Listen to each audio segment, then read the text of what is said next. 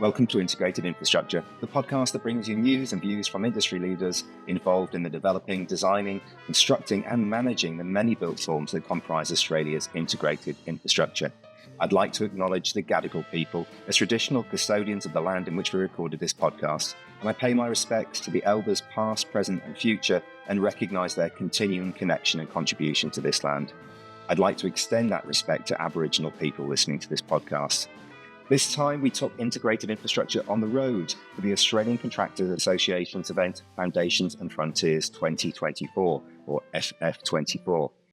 The purpose of the event was to bring together representatives from across the construction industry, unions, both state and federal governments, to develop solutions that could fix the industry.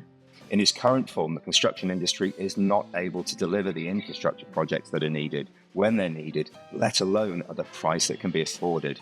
The gap between the available workforce and the workforce needed is growing, whilst productivity is stagnating and costs are increasing.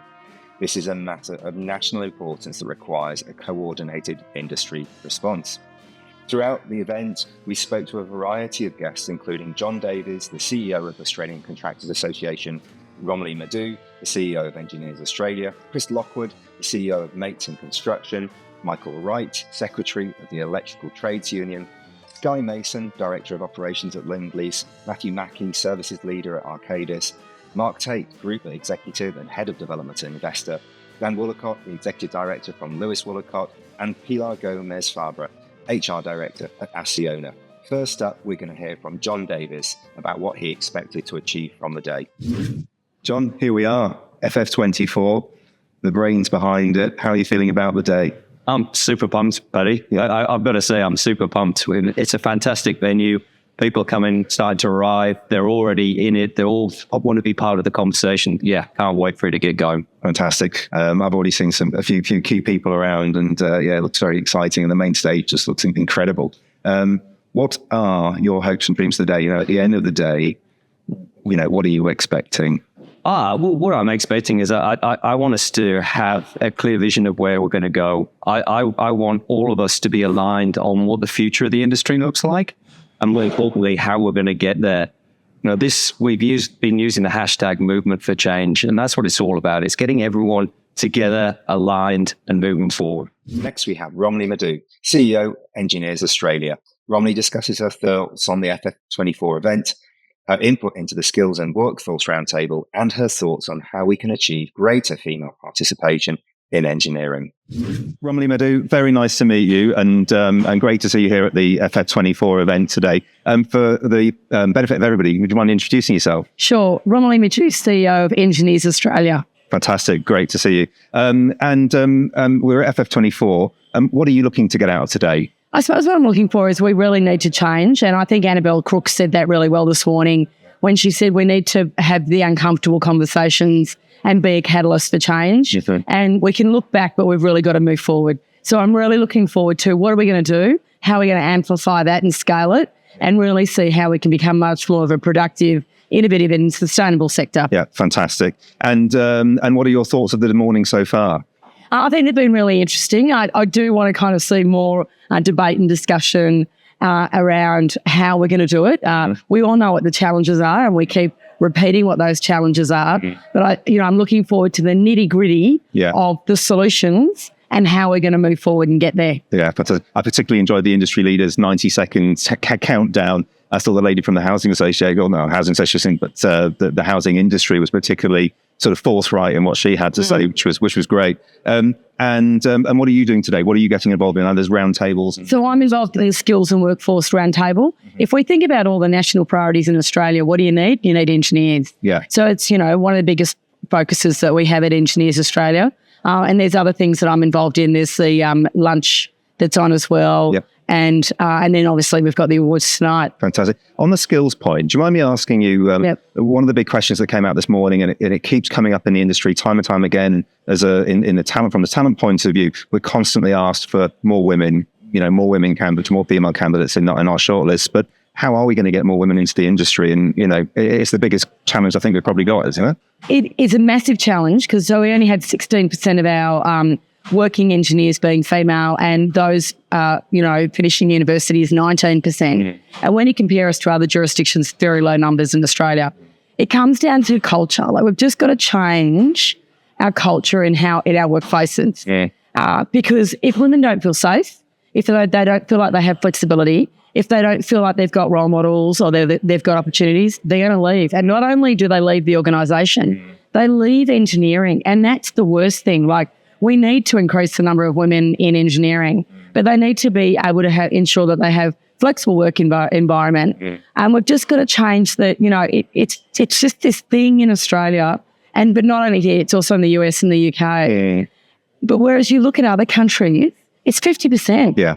It's a non-issue because they're so desperate for engineers, and women see engineering as a great opportunity. But in Australia, there's a stereotype thought about engineers being hard hats and high-vis vests, and that's not engineering. Engineering is very multifaceted and go from biomechanical to software to sound engineering and then to your normal civil and mechanical. Yeah. So for women to increase the number of women in engineering, we need to be looking at maths and science in our schools. They need to have role models. They need to be going, she looks like me, I could do that too. We need to have great cultures and also look at internships, mentoring and championing of increasing the number of women in engineering. Yeah, fantastic. As a father of two young girls, I love that. And, big supporter of making those things happen. The other thing that resonated with me this morning, I can't remember who spoke about it, was purpose and making sure that people understood what the purpose was of our role in the industry and what the industry did. So your purpose isn't just to build something, it's the actual, the customer or the greater good to society at the end of it. So that's a really good point. When we survey our under 40-year-old engineers, they're driven by purpose and they're driven by. And when you look at what engineers do, what do? They're problem solvers. Yeah. They're making a difference. They're the ones that are looking at the climate change adaptation and mitigation. They're the ones that are designing our infrastructure. They're the ones that are executing our clean energy and also the work that we're doing on defence. Next, we have Chris Lockwood, CEO of Mates in Construction. Chris discusses his roundtable contributions and his hopes to continue driving mentally healthy workplaces by beginning the implementation of change earlier in the candidate life cycle. Paddy, thanks for having me. Chris Lockwood, I'm from Mates in Construction.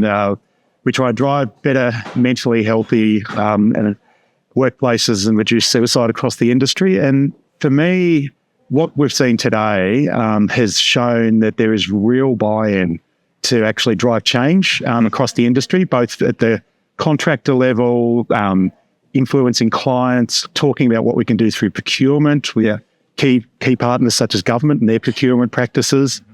I know one of the workshops roundtables I was in before gave me a lot of optimism in terms of the collaboration that was showing in the room to really try and drive genuine change in terms of how we work as an industry, that the mentally healthy workplaces is more than just a couple of measures. It's understanding that there needs to be gender diversity on all pieces and flexibility in hours, but trying to make sure that we drive change, drive practice that actually goes down, not just from the high-level buy-in, but actually to drive KPIs and effective change in behaviour on a project-by-project and side-by-side basis. Yeah, fantastic. I know a lot of the, especially during the culture piece, we were talking about suicide a lot. In fact, I think every speaker brought that up and about the issue with that in the industry. Do you feel like you may be coming away today feeling more positive about the actions that could be taken and improving those things?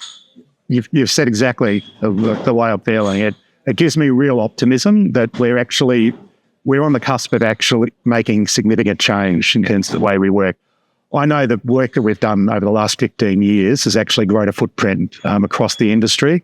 And I think we're at a point where we might actually be able to really step that forward in a bit of a generation shift sort of way. The fact that we as an industry are understanding that we do have problems, that suicide is actually a problem in our industry, and broader the mental health issues that might actually exhibit in workplaces need to be addressed earlier down the chain, so to speak, so that we don't get to the point of people being suicidal. Yeah. the stats are alarming, but I can tell you that they're actually coming down. The work that we're already doing, we know is making a difference. It's making a significant difference. And that's compared to the general population. So what we're doing is working, and we need to keep doing more and more of it. Yeah, fantastic. I think we all go to conferences and we go to lots of events and what have you. Not many of them have talk about their momentum. And I personally can already feel the momentum from today. How do you think we carry that on afterwards and make sure these things that we're talking about actually do get actioned? I think one of the pieces that came out of one of the roundtable discussions I had earlier was the importance of trust and actually trying to build trust at all levels of the industry so that the conversations and the drives for change can be done in a way that's actually honest and open. I know our program is built on trust. We only exist because workers and management actually trust how that we need to step forward and make a change in terms of suicide prevention on site. And I know trust is at the core of what can deliver real change. And I've seen that momentum happen in the room today. It actually was like a bright spark had gone off. And the different stakeholders that are here are the right ones that can actually step forward and lead the change. Yeah. It's something we can do together. We've been doing some research for a particular client recently, and one of the things I've been surprised about is when we've been asking people what's important to you when you join a company. And because there's so much talk about money, isn't there, and the financial benefits and that sort of stuff. But actually, purpose was one of the main things, and that was spoken about today, and that got me excited because it resonates with the research that I'm doing on that side of things. And how important is that to you as well in terms of in your mission? Look, I know it's sometimes gets bandied around, and people think it can be a bit overstated. But for me, it is fundamental, and I understand why you're focusing on it, because if we create communities of care in our workplaces where people actively step forward and offer help to each other, that helps actually deliver a culture where people realise we've got a shared purpose. Yeah. And part of that shared purpose is actually having a workplace that we care about each other in, and that we care about working in to deliver the outcomes. And that delivers productivity, delivers better work-life balance. The benefits flow on in clear ways. So if we don't actually get to that sort of core value approach to what we do, you're right, we won't be able to drive change. Well, that's fantastic. Look, wonderful to meet you. Thank you for contributing to the podcast today. And excited to see what the rest of the day brings. I'm really optimistic, Paddy. Great to meet you too. Next, we have Michael Wright, Secretary of the Electrical Trades Union. Michael discusses the electrical skills shortage and the risk that this poses on society. He talks about how we can overcome this issue and the benefits of events like FF24 to open up the conversation. Michael Wright, thank you for coming and talking to us on the Integrated Infrastructure podcast. We're on the road today at FF24 supporting the ACA. I've just seen you give a talk with some of your industry colleagues, which I thought was fantastic, by the way, and thank you for doing that. I'm really interested to get your thoughts on the day. Oh, sorry, firstly, if you could introduce yourself, that'd be fantastic. Of course, my name's Michael Wright. I'm the National Secretary of the Electrical Trades Union. Fantastic. And Michael, what are your thoughts on the day so far? Look, days like today are so important because it brings industry together. It brings employers, unions and peak bodies all in the same room. And there it's really gets that common understanding that we are all going to the same objective. We are all just trying to get the job built. Absolutely. This is relatively unique, though, as a day, isn't it? Have you seen anything like this before? No, not in my time. Yeah. It's to have so many players in the room, so many, and for it to be taken so seriously, and to have such a, I don't like talking about the vibe, but having a good vibe, positive vibe is, this is unique. Yeah, it's a genuine vibe, isn't it? You can feel it in the room, and there's fun, there's laughter, there's serious topics, and I was really interested in what you had to say about the lack of electricians essentially in the industry, and the numbers that you're forecasting in terms of the lack of them in the future. Could you just run over some of those numbers again and tell us what that's about? Yeah, of course. And so we've had a temporary shortage of electricians in Australia since at least 1981. But with the energy transition coming in and with the Future Made in Australia agenda from the federal government, the forecast from Jobs and Skills Australia, the federal agency responsible for that sort of skill assessment, is that we are going to have a shortfall of 42,500 electricians by 2030, escalating to nearly 100,000 by 2050. 42.5 by 2030, nearly 100 by 2050. Now, we have not seen this sort of skill shortage in our country ever. It poses a material risk to our policy objectives. It poses a material risk to licensing to trades. And of course, we have to remember that this energy transition, it's happening globally. When America is talking about needing to train 1 million extra electricians in 10 years, even if we wanted to, we couldn't simply import this problem away with skilled migration. We can't expect, the only way we're going to hit these numbers is by training, is by getting more people into apprenticeships, more people into construction jobs. Because fundamentally, this is a very, very big engineering project. Yeah, absolutely. So then the question is how do we do it? Or how can industry support you to get more people in? Look, we are working hand in glove with our employer associations like NECA, like Master Electricians, like Electrical Contractors Association in WA, and we run joint training centres together. We run joint GTOs, group trainers together. And we know that when we work together, we get our completion rates for apprentices up into the 90s, up 92, 94, 96%. So what that means for us is it means that our members, the apprentices, they're actually getting the education they want. No one quits an apprenticeship because they're having too much fun. They quit because they're not getting the support, they're not getting the wages, they're not getting the mentoring. Yeah. That's why they quit. So we can get through our schemes, through industry-led schemes, working with TAFE where we can, when we can get those completion rates up into the 90s, that gives us confidence that ultimately people are voting with their feet and they're staying and they're getting their trades done. That's the most important part. So certainly continuing to work with industry to build out our training capacity, to build out our mentoring and support capacity for apprentices. And of course, the critical part of all this is that currently only 2% of our trades are women, just 2%. Now, that is an obvious women's rights issue. That is an obvious social justice issue. But with the scale of the skill shortage in front of us, it is also a mathematical problem. We will not get an extra 42,500 electricians in 6 years' time with only 2% participation. Simply won't happen. So how are you getting more people into the funnel to get, so you can improve the conversion rate? How do you get more people into the funnel at the beginning? Yeah, this is a central challenge because the basic pitch in Australia to do an apprenticeship is you identify a boy, late high school, and they need to have a family connection. The Americans call it the FBI. You need to have a father, brother, or in-law who's in the trades. And unfortunately, at 98% male, those genders are right. Yeah. So that is how we get to 170,000 electricians in Australia.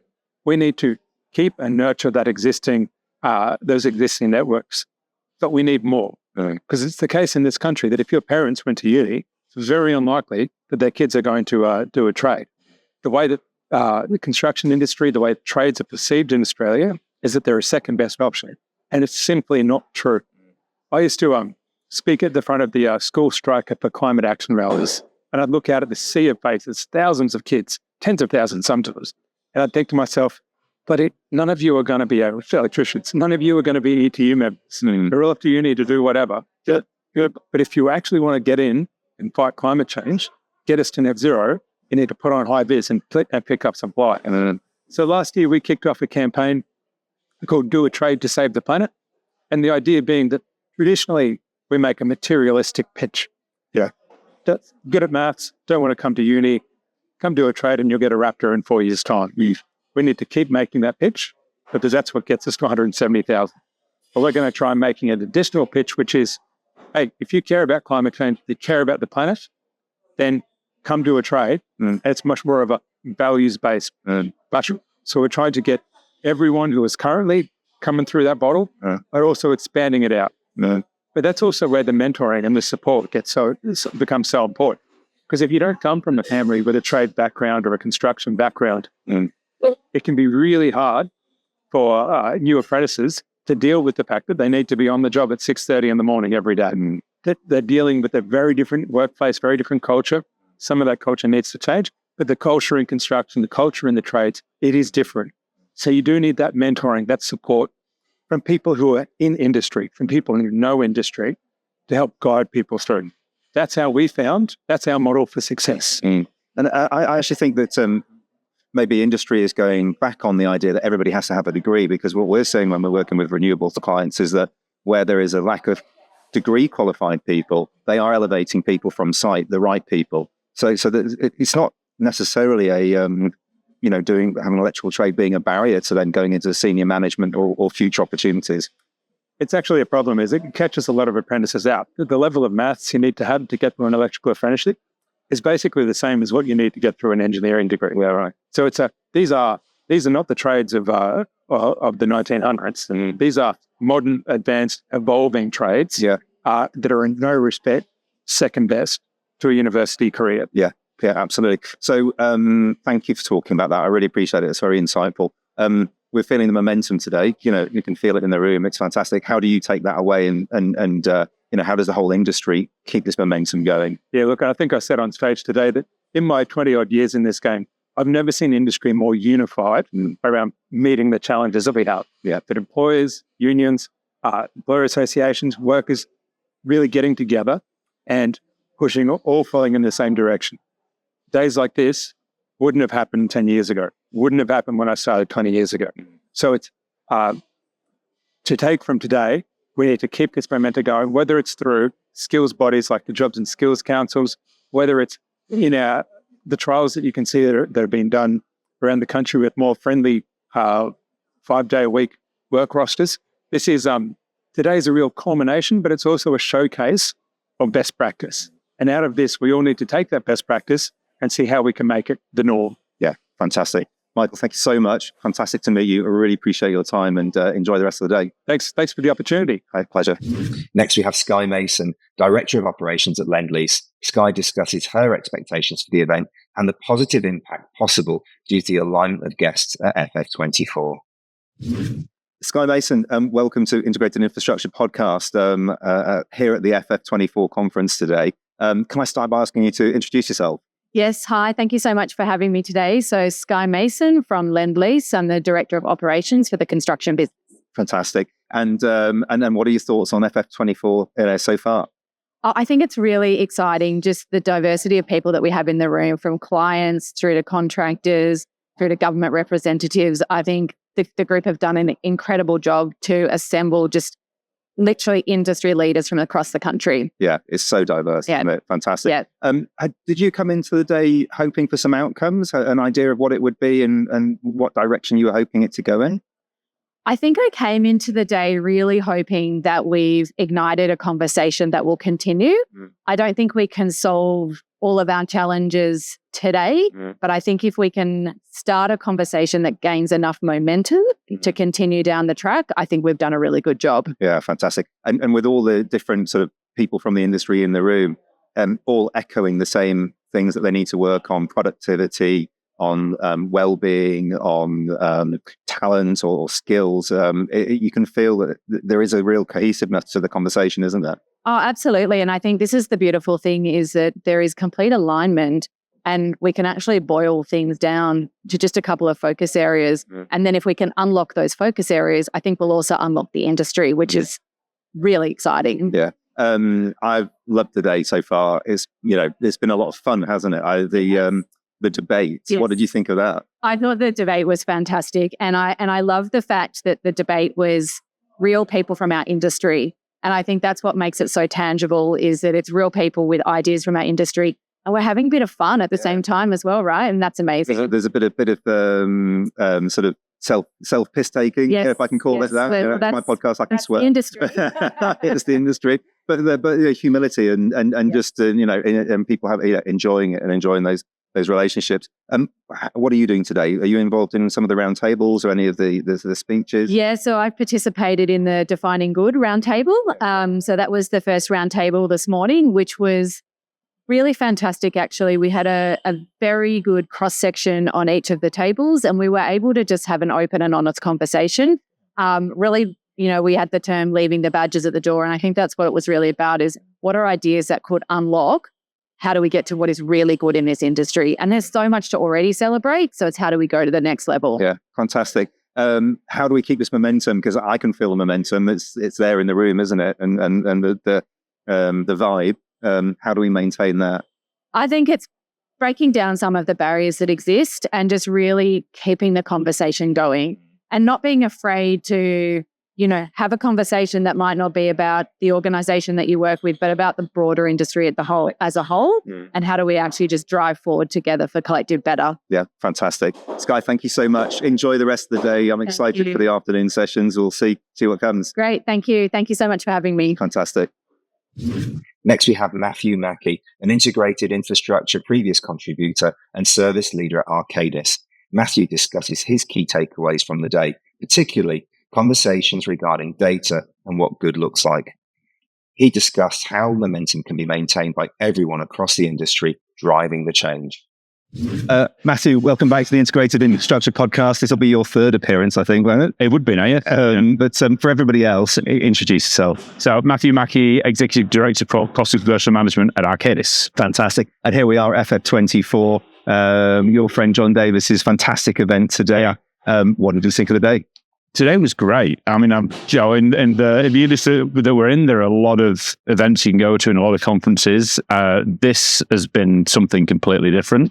Just the whole flavour of the stage in the middle and the music and the honest conversations have just been completely, outside of the comfort zone of the industry, I think. But everyone seems to have embraced it. It's been great. Yeah, I've never been into anything like this before. Normally, it's the usual seating and the comfy chairs on the stage. But yeah, this has been interactive. It's been interesting. It's been funny and not very agenda driven from the people who are speaking. Yeah. They want to have the open discussion and not necessarily stand behind a podium and just give a line. Yeah, completely inclusive and fantastic. What were the key takeaways from the day for you? What were the really important things that you... We were saying before, I missed out the really important bit right in the middle, unfortunately. But I think the conversation on data was great. I think the one thing that we didn't quite cover on there is that the data and the technology and the innovation stuff. The bit where that always breaks down is the people bit, because it's still about change. But what's happening in the industry and what different, there's some of the examples we're throwing out. There's some really good examples out there that we need to embrace. Although really how we started the day off with what does good look like is a really good place to start, because I think we all have our ideas of what that looks like, but we're not actually driving it forward enough. But yeah, I think those kind of conversations, having the unions there was interesting. Really interesting. Interesting that one of them didn't show, but I think everyone kind of expected that. But it's good that we can actually start having those conversations in the room, because I think not having them in the room isn't making things better, it's making it worse. Yeah. I said to John when we did the podcast, sort of, pre the event, I said, this is really ambitious, and it has been ambitious, but he's pulled it off. Absolutely. Yeah, he's done a great job. Yeah, I think Megan, who's put a lot of this together as well from the ACA team, they've done an absolutely fantastic job. I think the challenge now will be, if they do it again, and how they do, are they going to be able to top it? Well, that's my next question. So, can they top it? I think they probably can. Yeah. But how do you keep the momentum going? We've talked about so many great things. Yeah, and I have this conversation all the time with clients. Is where everyone says, "How do we solve all the problems?" So obviously, the thing I talk about is construction cost, and things are going up, and everyone says, "Well, how do we solve it?" So, there's no silver bullet. There are lots of things we have to do, and it starts with culture, and it starts with contracts, and it starts with all those kind of things that we know we have to do, and we've been talking about for 10, 15 years. So it needs everybody in that room to actually walk the walk and actually drive those conversations themselves. But the bit that we're missing is that everybody in that, and this isn't a criticism by any stretch, it's just a fact that everybody in that room, we're at the one end of the market, right, generally, and we're the people who want to drive the change. Where a lot of the problem is, it's right at the trade level. They're not the people in that room. So what can we do to influence government, influence the unions, to actually bring them on board as part of this conversation as well? But I thought the unions are on board. They want it. Yeah. They've obviously got other priorities first. Yes. So they do want it. Yeah. And how do we make sure it's all together? Because at the moment, it's probably still a bit too speed. We'll have to follow up, don't we? Yeah. That's the thing. Yeah. I know you've got a plane to catch. Thank you so much. Great to see you. Great. Thank you. Thank you. Cheers. Next, we have Mark Tate, Group Executive and Head of Development at Investor. Mark discusses how he can get the best out of data and the issues that need resolving in the Australian market.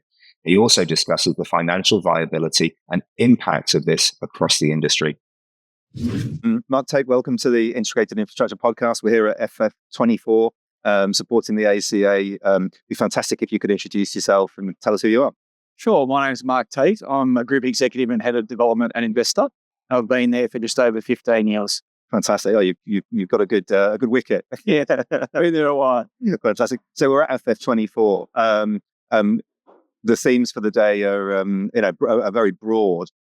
Which are the ones that you're involved in? Yeah, I've already been involved in a roundtable in relation to data and how that affects the property sector. Yeah, it's something I'm a big believer in. I've been part of Building Smart Australasia. I was on their board for a couple of years in 2012 or 2013. Mm-hmm. And really some of the draconian ways we go about business, I think the industry needs to take a giant step forward in those spaces in terms of, sustainability and reducing waste, but also the way we go about delivering major projects. Those wins on time, cost and quality are definitely going to be benefited by, a different mindset in terms of how data can play its part. So big supporter. The roundtable was a very positive and open collaboration discussion. Yeah. So I think it was a well worthwhile sort of contribution. So are we not getting the best out of data at the moment? Are we behind the curve in terms of the possibilities in Australia? Look, I think there's a lot of opportunity there. There's a lot of data being collected. How it's analysed and then how it's utilised is the key issue that needs to be resolved. I like the idea of digital twins and what role they play in our sector. If you look at the UK with it being mandated on government projects, that has yet to materialise in the Australian market. Yeah. And I think, quite frankly, that's a missed opportunity. Okay, fantastic. And then the other part that you're involved in is financial viability, or I think let's call that, isn't it? Yes. What's all that about? Yeah, look, so from that roundtable conversation, that there's ginormous headwinds from the capital markets. There's headwinds on the viability of projects, and those headwinds are having a significant impact on industry. It's creating pressures across the board. So there's financial pressures, there's obviously safety, delivery and time pressures, and they're all somewhat affected by those financial constraints. So that's a very relevant topic at the moment. I think the impact of that with the housing supply crisis, the housing affordability crisis, but even getting away some of the major non-residential or non-living sector developments, it's playing a key role. So those fundamentals need to be discussed, and we need to put our best foot forward in solving that problem as a collective group of stakeholders. Yeah, that's it. And this is pretty unique today, isn't it? When was the last time you went to such a diverse, sat around a table with a diverse group of people to discuss these sort of things? Yeah, look, one of the things that attracted me to participating was the diversity of the stakeholders who are going to be participating. It's quite common that you have a dialogue with those who are performing similar roles, but to have government here and have agencies here, have the unions here, and then have all of the other key contributors as part of that process, I think that's a really great opportunity. The dialogue is very welcome. I think the initiative is fantastic, and I'm looking forward to being part of it. Yeah, fantastic. Brilliant. I can hear the bell ringing to get in the session, so we'll leave it there. But thanks ever so much. Great to meet you. Cheers, Pat. Thank you. Next, we have Dan Woolacott, Executive Director for Lewis Woolacott. And Dan discusses the impact of the day for his business and how Lewis Woolacott can play their part in commercial advisory, get greater collaboration, and show how digital technology could carve a way forward for the industry. Dan also discusses the key takeaways of the event and what he's going to take home to his team. Dan Woolacott, welcome to Integrated Infrastructure. I think it's your first time on the podcast. Great to have you here. And we're at FF24 today, aren't we? Would you mind introducing yourself, letting people know who you are? Yeah, sure. My name's Dan Woolacott. I'm from Lewis Woolacott. We're a commercial and tech advisory company supporting industry, particularly infrastructure across Australia and further overseas. Fantastic. So today was a perfect day for somebody like you. A perfect fit for us today to understand how we can play our part in commercial advisory, get some greater collaboration, and show how digital technology has got a real way forwards for our industry. Fantastic. And so what was the most important part of the day? What was the most interesting part of the day for you? For me, was the public consensus that we all want to push in the same direction, that there is that drive for change, that there is that drive to get greater collaboration, the need to address the diversity, and to make sure that we've got digitization and data in our future projects and to seize on the benefit where we can. Yeah, fantastic. And any of the key things that you're going to take back and talk to your team about that you've learned today or talked about today? Yeah, absolutely. One of the key messages I got was that a lot of government and clients want change. They're confused about the volume of opportunity or mixed messaging that's in industry, and to knock on some doors and provide some real tangible evidence of how we can bring our skills to industry to provide some real betterment. Fantastic. One of the key themes for the day is momentum. how do we keep momentum around something like this? Well, it was actually one of my last questions was, where do we go from here? How do we harness? It's the old question. Yeah, that's brilliant. The consensus in the room to make sure that we've got traction going forwards. Yeah. And from our side, it's making approaches to those key people who are passionate today and wanting to make change, contributing what we can from Lewis Walcott to make that happen, and following it through to see that through. And I bumped into some key people on some of the large Melbourne infrastructure projects today, and I'll be going down there next month to forward this journey and carry the message of FF24 to Melbourne and beyond. Fantastic. Dan, great to see you. Thanks ever so much. Pleasure, Paddy. Next, we have Pilar Gomez-Fabra, HR Director at Acciona. Pilar discusses diversity in the industry and the level of change required to facilitate diversity mandates. She discusses the necessity and a change of perception around what working in construction means for people. Pilar, welcome to Integrated Infrastructure Podcast. Here we are at FF24 today. Would you mind introducing yourself? Yeah, my name is Pilar Gomez. I am the head of Human Resources and EDI for Acciona, based in Melbourne, Australia. I'm part of a global company. I've been in the company for the last 20 years and in Australia for the last 10 years, even though I still keep my accent, as you can see. Yeah. That's all. You've been here for Acciona's journey, really, haven't you? Right from the beginning. Nearly from the beginning, yeah. Fantastic. And how did you find today? What did you think? I thought it was really good. It was really interesting to see all different stakeholders in the industry talking about similar type of topics from different angles. I thought that was really good. The good news is that there are some commonalities in the willingness to improve as an industry, which I thought it is a reason for being hopeful. And I thought that it was really interesting to see the different topics that were brought into the discussion. So that was really good. Yeah, fantastic. And you were part of one of the roundtables? I was part of the roundtable around workforce, the future of the workforce. I think there is still a lot of work to do. The roundtable was split in 3 different concepts, like attraction, retention, and productivity. I was part of the one around attraction, and we were talking about all the things that need to be done to attract people. And we're still talking about, bringing more diversity. Diversity may not be only just gender; it could be diversity of thoughts, diversity of backgrounds. But for that, there are many things that still need to happen, not only on the contractor side, but also contractors or trades. It is also to be done by the government, the client, let's say, for them to be able to welcome that diversity, which is not always the case, and also facilitate that diversity. All the measures that need to be put in place for people to be, feeling that they can do all of the hours that are required, and how demanding the industry is, and still have a life, work-life balance. So what are the things that we can put together to facilitate that to happen? So it was really interesting. My main thing that I took out of that session, one of the members of the crew of the KPMG that were facilitating the session is a young guy that is in the early 30s. He mentioned that out of his cohort that graduated, 16 went to construction, and only 5 remain. Crikey. So the reasons being all the ones that I spoke about. So how can we change that? How can we make that change happen faster is my only concern, that we've been talking about these same topics for a while now, but it seems that the changes are not fast. Yeah, I'd agree. It's not just the making the change, you've got to communicate that change, haven't you? Definitely. That things have changed. And one of the things that struck me this morning when talking about culture and about workforce was the purpose. So people understanding what their purpose was and the part that they play in the bigger picture, rather than just on this project doing this one piece of work, and how important that is. I'd like to see more of that from the industry. Yeah, definitely. I think we've got an amazing purpose. If you compare to industries, it is amazing the legacy that we leave behind us.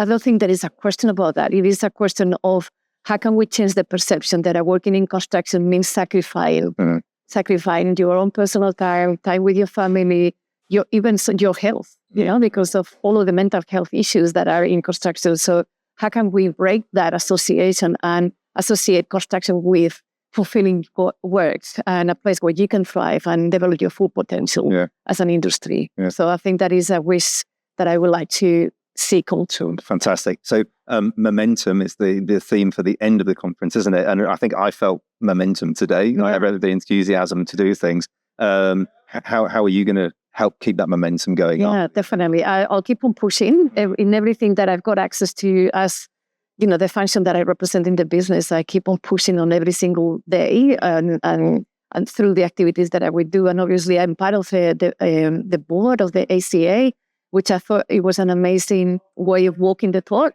So we want diversity, let's bring diversity to the board. I'm part of that initiative, and I'm really grateful because it's giving me a lot of visibility of what is happening. So what I'm going to do is keep on pushing in all different angles. And I thought also another remark, it was the bringing on of the technology. Technology in construction is not always been present at that level that in other industries. And I think it is our moment now to make that breakthrough and really implement technology to make things easier, increase productivity, become more efficient and more welcoming other skill sets. So I want to see all of that. See all of that and push hard for it. Yeah, exactly. It's been a long day. Thank you so much for giving us your time. It's been wonderful to talk to you. And let's keep the momentum up. Thank you. Nice to meet you. And thank you for the opportunity. Fantastic. Thank you. Thank you. Reflecting on the day, I honestly don't think I've been to a better conference, certainly not in Australia or even in the UK, and certainly not in the construction industry. It was new, it was fresh, it was well thought out, it was funny, it was entertaining, it was extremely engaging. And I can only congratulate John Davies and the whole team at Australian Constructors Association for doing such a fantastic job. If you're thinking about going next year, I would highly recommend it. We certainly will be.